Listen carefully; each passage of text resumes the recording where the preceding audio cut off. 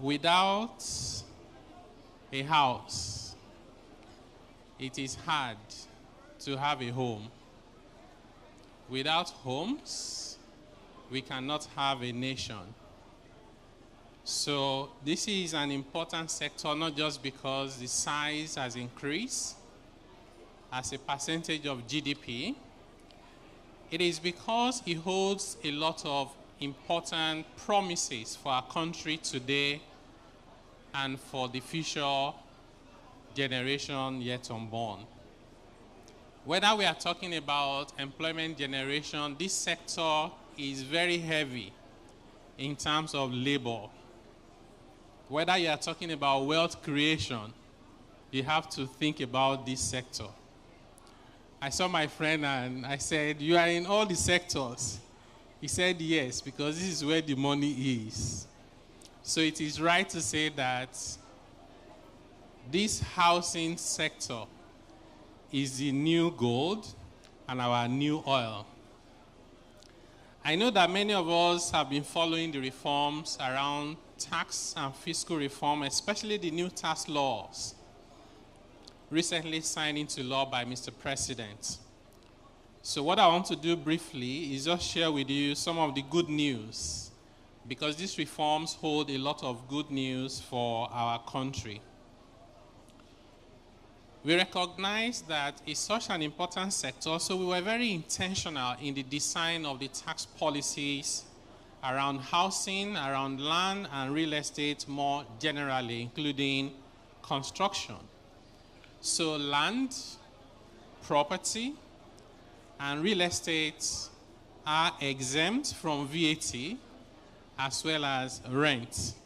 So you won't have to pay VAT when you pay rent.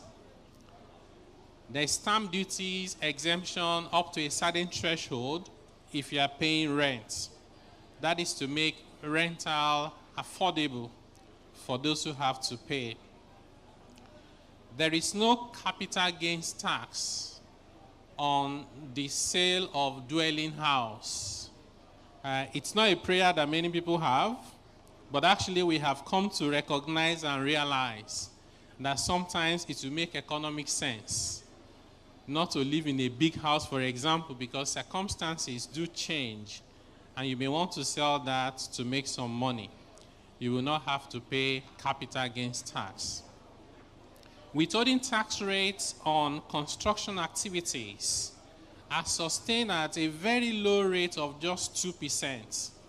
And this is in recognition of the fact that this sector is capital intensive. And more often than not, you have to borrow.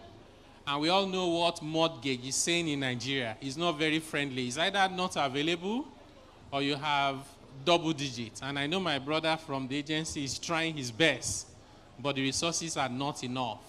So we thought we should not hold your cash in anticipation of taxes that you pay, which may not even come or may be down the line. Why don't we free up your cash flow for you to do more business, create more economic activities, employ more people, and the country can grow? So your withholding tax rates are very low. Another good news is that a significant component of this sector, building materials production, including non-metallic products, are eligible for priority sector incentive.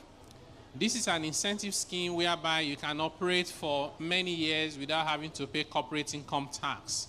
So we want you to make profits and even more profits, especially when you are investing those profits into our economy. And lastly, we believe that generally there has to be a bigger conversation around land reform. To get title for land in Nigeria is a nightmare.